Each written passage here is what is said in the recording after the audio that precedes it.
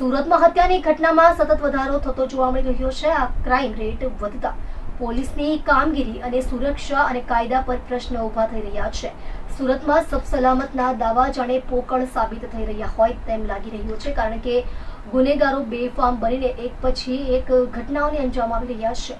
સુરતના કામરેજમાં હચમચાવી દેનાર ઘટના સામે આવી છે, જેમાં યુવતીના પ્રેમીએ પોતાની પ્રેમિકાને 5મા માળેથી ધક્કો મારીને હત્યા કરી દેતા ચકચાર મચી જવા પામી છે। કોઈ કારણોસર તકરાર થતા હત્યા કરી દેવામાં આવી હોવાનું પ્રાથમિક તબક્કે જાણવા મળ્યું છે।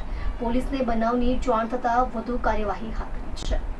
સુરત જિલ્લાના કામરેજ ગામે શ્યામ સુંદર એપાર્ટમેન્ટની પાસે ખુલ્લા ખેતરમાંથી એક બિનવારસી હાલતમાં મહિલાનો મૃતદેહ મળી આવ્યો હતો। સ્થાનિકોએ પોલીસને જાણ કરતા કામરેજ પોલીસ તાત્કાલિક સ્થળ પર દોડી ગઈ હતી અને મહિલાના મૃતદેહનો કબજો લઈ તપાસ કરતા મૃતકની ઓળખ રસીલાબેન પ્રવીણભાઈ ચુડાસમા તરીકે થઈ હતી। પોલીસે તુરંત મૃતક મહિલાના પરિવાર સુધી પહોંચવાની તજવીજ હાથ ધરી હતી। મૃતક મહિલાની દીકરીએ પોલીસને આપેલી વિગતો સાંભળી પોલીસ પણ ચોંકી ગઈ હતી। આ હત્યા બીજા કોઈએ નહીં પણ અવારનવાર ઘરે આવતા ધીરુ લક્ષ્મણ ચુડાસમાએ કરી હોવાની શંકા વ્યક્ત કરતા પોલીસ ધીરુને ઝડપવા માટે દોડતી થઈ ગઈ હતી। ગણતરીના કલાકોમાં જ ધીરુ લક્ષ્મણ ચુડાસમાને ઝડપી પાડ્યો હતો અને પોલીસની કડક પૂછતાછમાં મક્કાના દાણા ફૂટે એમ ધીરુ લક્ષ્મણ ચુડાસમાના મોઢામાંથી શબ્દો ફૂટવા લાગ્યા હતા। ધીરુ લક્ષ્મણે જણાવ્યું હતું કે અમે બંને લાંબા સમયથી પ્રેમ સંબંધમાં હતા, જેની જાણ રસીલાના પતિને થતાં તે છોડીને ચાલ્યો ગયો હતો। બાદમાં અવારનવાર મળવાનું થતું હતું। 20/6/2025ની રાત્રે બોલાચાલી થતાં કામરેજ ગામના શ્યામ સુંદર એપાર્ટમેન્ટના 5મા માળેથી ધક્કો મારી દીધો અને બાદમાં લોહી લુહાણ હાલતમાં રહેલી રસીલાને ઉચકી 50 મીટર દૂર નજીકના ખેતરમાં લઈ ગયો હતો, જ્યાં થોડી જ વારમાં રસીલાનું મોત થયું હતું, જેથી ગભરાઈને તે ભાગી ગયો હતો। હાલ કામરેજ પોલીસ દ્વારા આગળની કાર્યવાહી હાથ ધરવામાં આવી છે।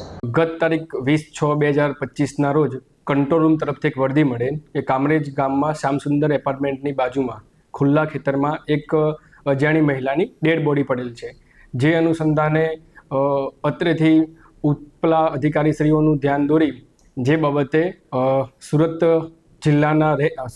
રેન્જના range IC Shri Premvirsinh sir તથા સુરત ગ્રામ્ય જિલ્લાના નાયબ પોલીસ મહાનિરીક્ષક શ્રી હિતેશ જોઈસર સાહેબની સૂચના અનુસાર સુરત ગ્રામ્યના કામરેજ ડિવિઝનના ડીવાયએસપી શ્રી આર સરવૈયા સાહેબ દ્વારા એલસીબી તથા કામરેજ પોલીસ સ્ટેશનની અલગ અલગ ટીમો બનાવી સદર બનાવવાળી જગ્યાની મુલાકાત લીધેલ તથા સદર અજાણી મહિલાની ઓળખ માટે અલગ અલગ ટીમો બનાવી પ્રયત્નો કરતા એ બાબતે બાજુમાં શ્યામસુંદર એપાર્ટમેન્ટમાં બીજા માળે ફ્લેટમાં રહેતા તૃપ્તિબેન પ્રવીણભાઈ ચુડાસમા જેઓ મળતા તેમની પૂછપરછમાં સદર મરણ જનાર મહિલા તેઓની સગી માતા હોવાનું ધ્યાનમાં આવેલ।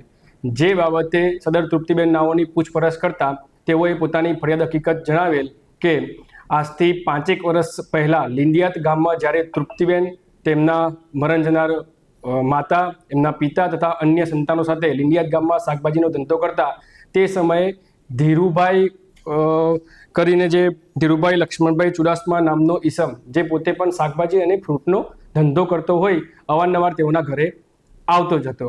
ત્યાર પછી તે તેના પપ્પા જોડે ઉછીના પૈસાની પણ લેવડ દેવડ કરતો અને તેની મમ્મી જોડે ક્યારેક ક્યારેક ફોન પર વાત કરતો। જે બાબતે સદર મરણ જનારના પતિને જાણ થતાં તેઓ વચ્ચે તકરાર થતાં સદર મરણ જનારના પતિ છેલ્લા 1.5 વર્ષથી સદર મહિલાને છોડી પોતાના વતન સાવરકુંડલા ખાતે ચાલી ગયેલ। ત્યારબાદ સદર પરિવાર અત્રે કામરેજ પોલીસ સ્ટેશનમાં શ્યામસુંદર એપાર્ટમેન્ટમાં છેલ્લા 1.5 વર્ષથી રહેતો આવેલ છે। ત્યારબાદ પણ સદર આરોપી ધીરુભાઈ લક્ષ્મણભાઈ ચુડાસમા દ્વારા સદર મહિલાનો અવારનવાર સંપર્ક કરી ઘરે મળવા આવતા તથા અમુક અંતરે તેઓનો ઝઘડો થતાં સદર મહિલાને મારતા હોવાની પણ હકીકત ધ્યાનમાં આવેલ। જે બાબતે સદર મરણ જનારની દીકરી તૃપ્તિબેન પ્રવીણભાઈ ચુડાસમા નાઓની મર્ડરની ફરિયાદ દાખલ કરી સદર ફરિયાદમાં શકમંદ જણાવેલ ઈસમ ધીરુભાઈ લક્ષ્મણભાઈ ચુડાસમા નાઓની એલસીબી તથા કામરેજ પોલીસ સ્ટેશનની ટીમ દ્વારા યુક્તિ પ્રયુક્તિથી પૂછપરછ કરતા સદર આરોપીએ કબૂલાત કરેલ કે ગત તારીખ 20/6/2025ના સાંજના 8:30 થી 9 વાગ્યાના આશરામાં સદર મરણ જનાર મહિલાને તેઓને મળવા માટે ધાબા પર બોલાવેલ। જે બાબતે તેઓને ધાબા પર કોઈ કારણોસર ઝઘડો થતાં બંને વચ્ચે ઝપાઝપી દરમિયાન સદર આરોપી ધીરુભાઈ લક્ષ્મણભાઈ ચુડાસમા નાઓએ મરણ જનાર મહિલાને ધક્કો મારી દેતા મહિલા ધાબા પરથી નીચે પડી ગયેલ। તે નીચે પડી જવાના કારણે તેઓને જે ઈજા થયેલ તેના કારણે સદર મહિલાનું મૃત્યુ નિપજેલ। જે બાબતે કામરેજ પોલીસ સ્ટેશન દ્વારા આરોપી ધીરુભાઈ લક્ષ્મણભાઈ ચુડાસમા નાઓની ધરપકડ કરી આગળની કાયદેસરની કાર્યવાહી ચાલુમાં છે. સાહેબ, ખેતરમાં કંઈ ખેંચી ગયેલા કે રીતનો કંઈ પોલીસને ગુમરાહ કરવા માટે? હાલ પ્રાથમિક તપાસ દરમિયાન આરોપીએ કબૂલાત કરેલ છે કે સદર મહિલા નીચે પડી ગયા બાદ એના શ્વાસ ચાલુમાં હોય અને જીવતી હોવાથી સદર આરોપીએ મહિલાને બિલ્ડિંગથી 50 મીટર દૂર સુધી લઈ ગયેલ અને ત્યાં બંને વચ્ચે વાર્તાલાપને અંતે સદર મહિલાએ પોતાનો શ્વાસ છોડી દેતા તે મૃત્યુ પામેલ છે. આરોપી હાલ કઈ રીતની અટક? સદર ગુનાના કામે હાલ આરોપી ધીરુભાઈ લક્ષ્મણભાઈ ચુડાસમા નાઓની ધરપકડ કરવામાં આવેલ છે.